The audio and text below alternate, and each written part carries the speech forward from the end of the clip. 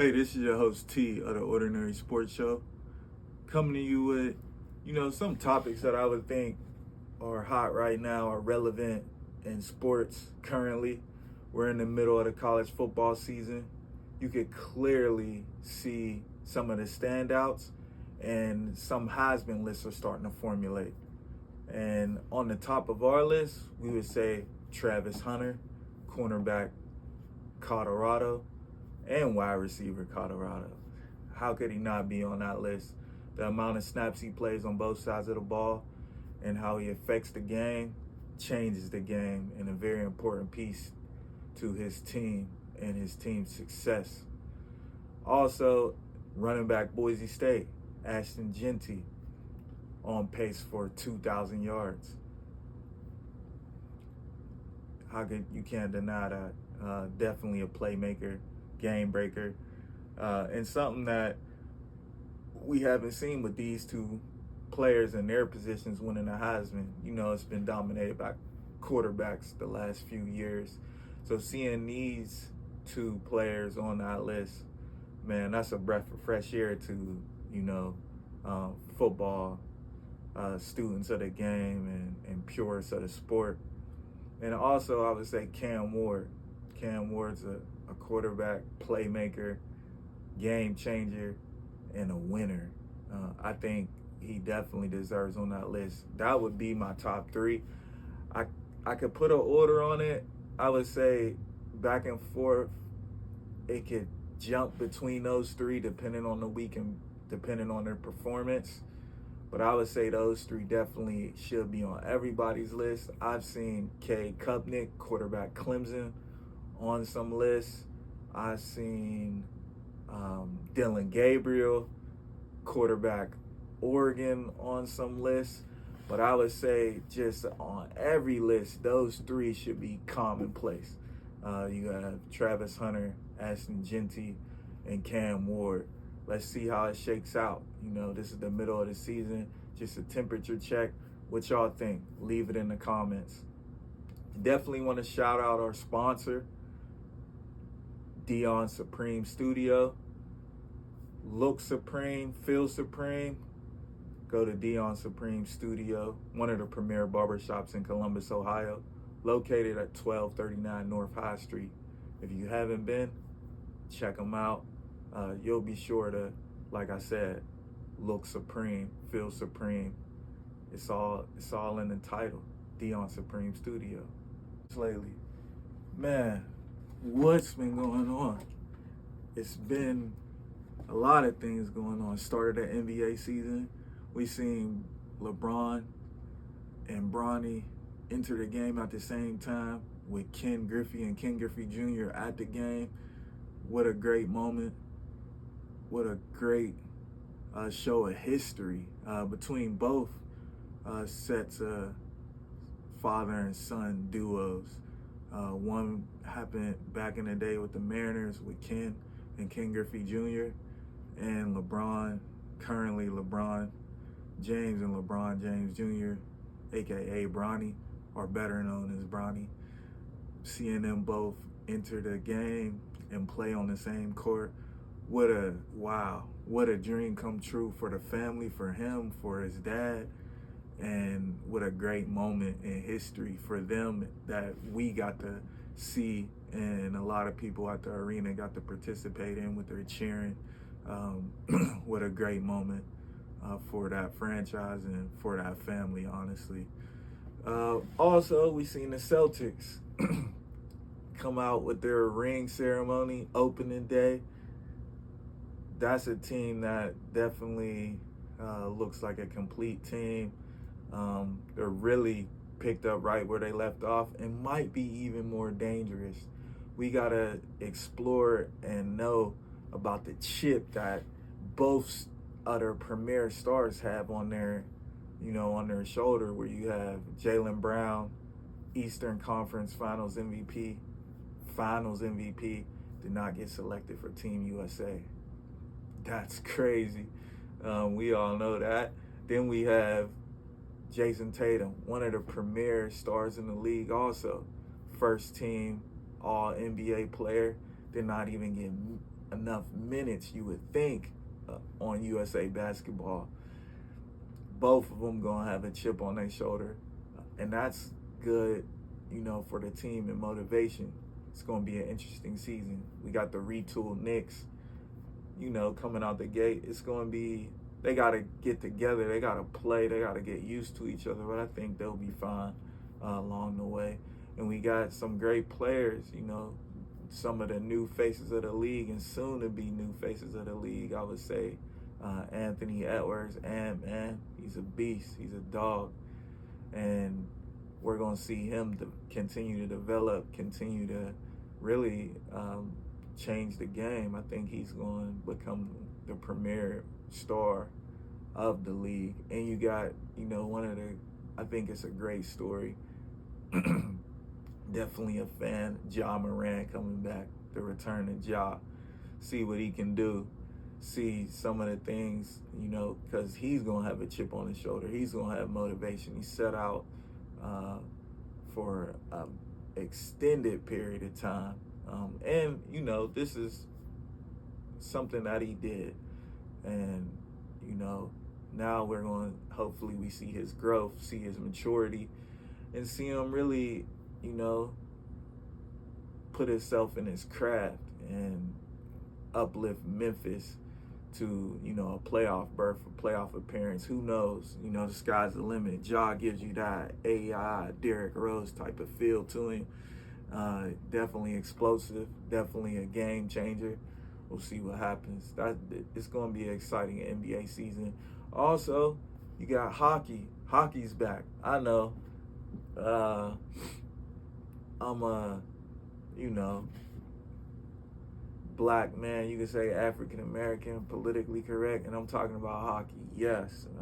Just to give a little rundown of my history, I did not play hockey at all, but I did excel in football, D1 athlete, D1 offers, wrestling, had definitely some championships, track and field, had some state championships, boxing, and mixed martial arts. So really the contact sports, excelled in all of them, was undefeated as an MMA competitor and athlete, just didn't continue. Helped build actually a pretty big team of MMA athletes, trained them, cornered them, licensed the corner, those different things. But hockey, how hockey comes in is, I'm from Western Pennsylvania, grew up Pittsburgh, Pennsylvania, right in the city. And my nana, rest in peace, recently passed away. She actually lived right across the street from the Civic Arena, and right in Crawford Square when they redid it, which is one of the historical Black Renaissance places in Pittsburgh, and just in the African American community as a whole. Crawford Square. Look it up, Google it. Tell me what you find out. But she lived right across the street from the Civic Arena, and I grew up in the era of Mario Lemieux, Yarmer Yager, 2 Stanley Cups. So I've always been a fan. And in Pittsburgh, all of our teams were the same colors. So you're going to follow and be a fan of every team that we have. You're kind of born into it. So definitely a fan. And one of the things, I won't stay too long on hockey. If you want to give me some tips, throw in the comments, let me know something. But one of the big things was, for me, last year, I always look at the NHL's Top 100. ESPN puts that out, and Evgeny Malkin wasn't on it. And that was strange to me. But I knew he came off of ACL. He was hurt, so they didn't put him on. But 100 players, I would think you could still slot them in at 90, 99, whatever. But we didn't have him on that list at all. And this year he returns to the list, which is cool, so we'll see. And we got Sid the Kid, of course. Sid gonna do his thing. He's still in the top 20 on the list. could be higher, honestly, but we'll see. They definitely are older, and the Penguins are still keeping to that foundation with Sidney Crosby, Evgeny Malkin, and Chris Letang, all three Hall of Famers, some of the greatest hockey players of all time. And we'll see what happens. Definitely need to build up a young team around them, I would think, to make, some, a significant run in the playoffs. But we'll see. I seen so far, so. They definitely are needing some defense, have been allowed a lot of points against them. I think they're like in the top 5, might be in the top 3 of how many points they give up. So we'll see how that goes with the Penguins. But obviously we rooting for the Penguins, wishing them well in the whole NHL season, for all of the athletes. It's a great sport. I think we should start looking at it more. But also, what else we got? We got MLS playoffs, Columbus Crew, first week of the playoff, first game of the playoffs coming up. That's going to be exciting. We'll see what happens with that. With the MLS, I'm sure Miami is going to be a big threat. Messi, Suarez, we'll see what happens. That's exciting. We had the finals of the WNBA. New York Liberty, shout out to Liberty and all their stars, and the Minnesota Lynx, because they definitely put up a fight. I watched and followed the series, and one of the things I would say is, I heard a lot of complaints about Game 5 and the foul call, and Stewie got sent to the line. Man, what could you say? I watched the game, and I seen a lot of times New York gave that game away, and Minnesota did not close the door. They kept it open, coming down, maybe miss a transition basket on offense. So, there was a lot of things that happened before that moment. Of course, I think that foul is definitely something that's debatable, but hey, it is what it is. New York got their first title in the WNBA. Shout out to them, to those champs. That's a hell of a run. We'll see what happens, because Breanna Stewart is definitely a free agent now. So does New York re-sign her? We'll see what happens with that.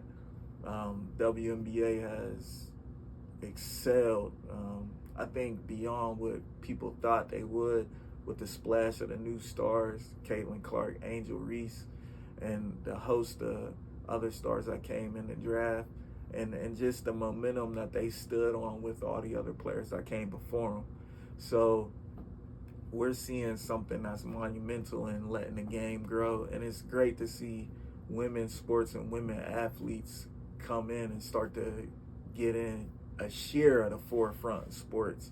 One of the things that I would say, that I have a challenge to women fans. This is not to the athletes, this is the fans. Because we hear about all the time in different sports, in the media, we hear, women don't get paid as they should. And we know that. That's a constant, I think, really overall in the workforce, but let's just stick to sports. But it definitely has been changing in the workforce. Definitely, you'll see more women CEOs than we ever seen. I think, look that up. Forbes, Wall Street Journal, I'm sure they all have articles on that, New York Times.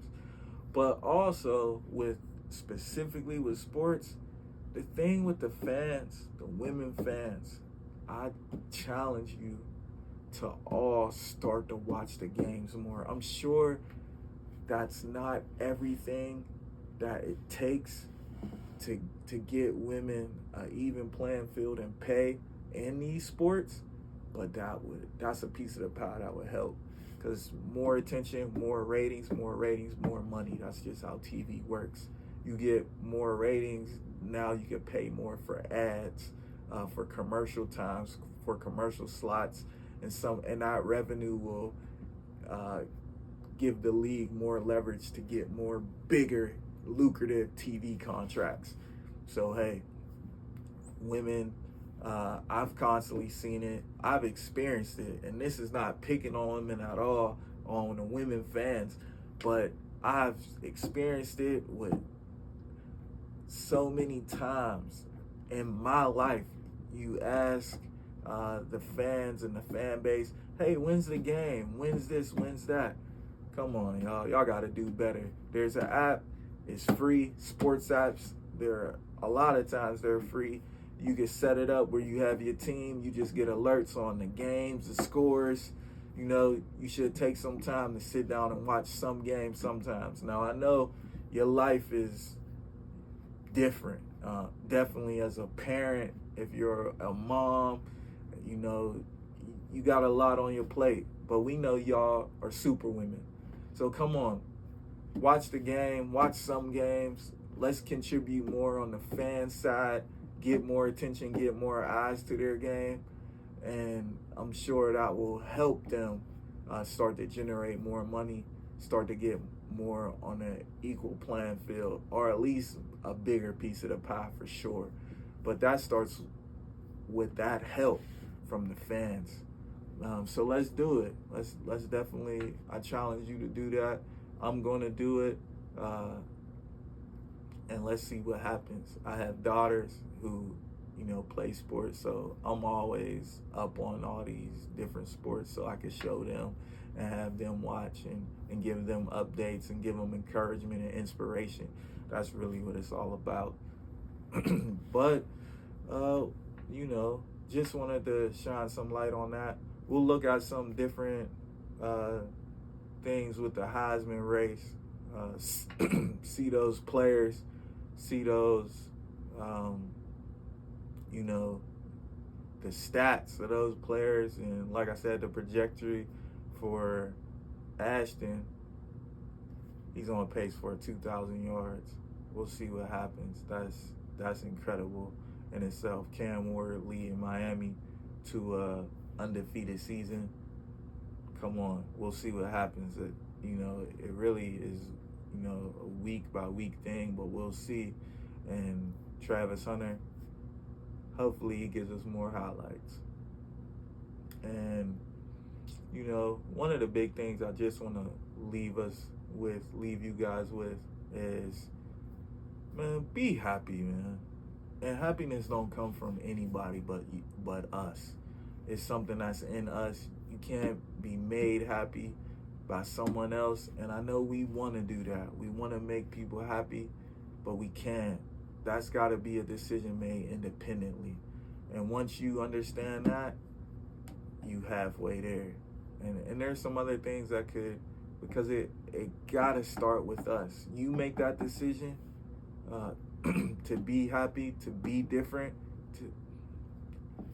and I'm telling you, your whole world changed. And this is T from the Ordinary Sports Show. I'm out. Genty bounces off a tackler. Genty still on his feet. That was an incredible run. One missed tackle. Another missed tackle. Get off me. Driving the feet, knees down right there. Where's the Poorly tackled, or the run fit's not there. Maybe they don't see an opportunity to exploit that. Got it. I like that. Oh, look at Genty go! Does he have enough speed? I think he does! Touchdown, Genty! He's unbelievable! On 2nd and goal, Sanders. Touchdown! 12 in the building.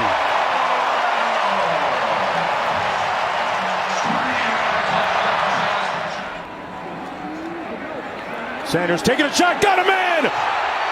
Room service, touchdown! Hunter! 2nd and 7, they drop 8, and look at the time they give Cam Ward because of it. Back in the end zone, look at that throw! Jacoby Jordan. Still a chance to at least get some numbers here at the end. in under 300 yards for the first time this season. Here comes a trick play and a throwback to Ward. This will help his numbers. A touchdown catch. And his 28th touchdown responsible for. It's the tight end Elijah Arroyo with the pass.